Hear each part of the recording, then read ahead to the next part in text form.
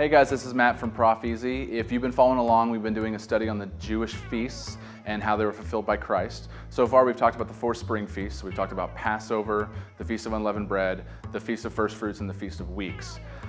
Next we're going to be talking about the fall feast. So you have Rosh Hashanah, which is also known as the Feast of Trumpets. You have Yom Kippur, which is known as the Day of Atonement. And then you have the Feast of Tabernacles. Before we get into that though, I want to talk about something really interesting, and that's a Jewish wedding.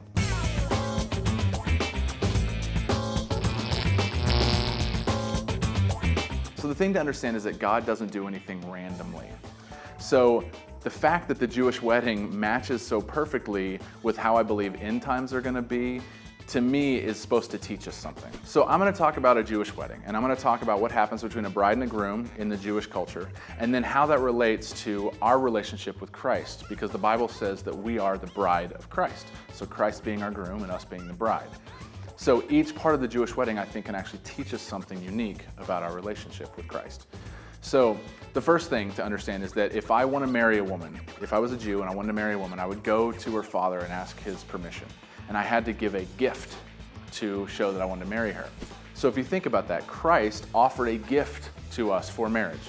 And that gift was his death on the cross. That was the biggest gift anyone can give.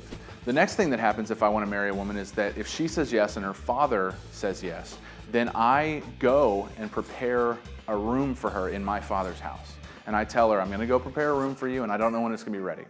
And what happens is I am not allowed to decide when it's ready. Only my father's allowed to decide. And I have no idea when he's going to. It could be the middle of the night. Oftentimes it was.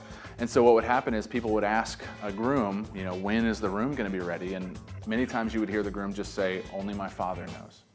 So in the Bible, Christ says, I go to prepare a room for you. He says that. I go to prepare a room for you in my Father's house, and only my Father knows when it'll be ready. So then, once my Father tells me that the room is ready, I go get my bride, sometimes in the middle of the night.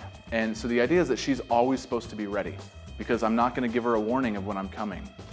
She's just supposed to be ready. Oftentimes the Jewish brides would always try to look their absolute best, just on the possibility that their groom would come get them. After the groom gets them, they then go lock themselves away in the bridal chamber for 7 days, which is basically a bedroom. And everyone else waits. And then after they've been locked away for 7 days, they come out and there's a huge feast. And that feast is their marriage supper. And they celebrate with everyone. It's a huge party, basically. So what I believe is the Bible talks about a 7-year period of tribulation. It talks about 7 years that I believe are going to come right after the rapture. So we'll have the rapture, which is Christ coming to take his bride away.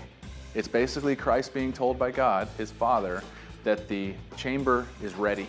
You can go get your bride. So he comes and gets us and takes us away for 7 years. And during that time, there's turmoil on earth.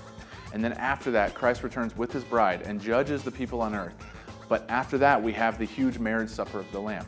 So what I'm going to talk about in these next videos is the 3 feasts and how those fit in to that timeline.